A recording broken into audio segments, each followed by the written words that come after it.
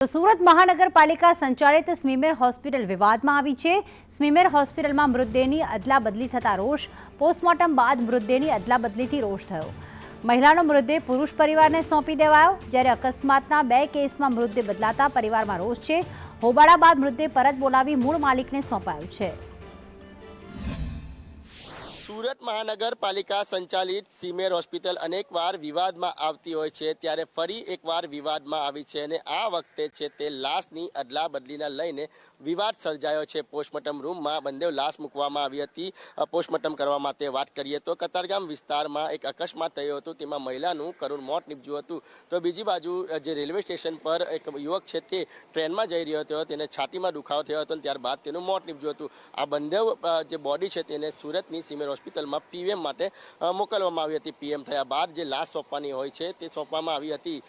મહિલાના પરિવાર છે તે અહીં આવી પહોંચ્યા હતા અને ત્યારબાદ તેની લાશ સોંપવામાં આવી હતી।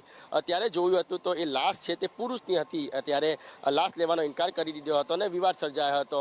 તાત્કાલિક અસરથી જે પીએમના જે કર્મચારી છે તેને સંપર્ક કરવામાં આવ્યો હતો, ડૉક્ટરને સંપર્ક કરવામાં આવ્યો હતો।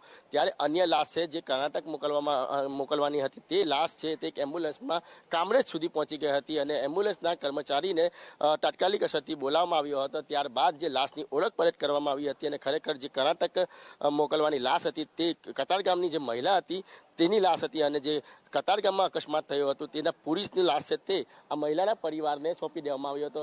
તમામ મામલે ભારે હોબાળો થયો હતો અને આખરે જે કહેવાય કે લાશ છે તે એકબીજાના પરિવારને સોંપવામાં આવી હતી, પરંતુ ખૂબ જ ગંભીર બેદરકારી કહેવાય, કારણ કે પીએમ રૂમમાંથી લાશ છે તે ઓળખ પરત કરીને આપવામાં આવતી હોય છે।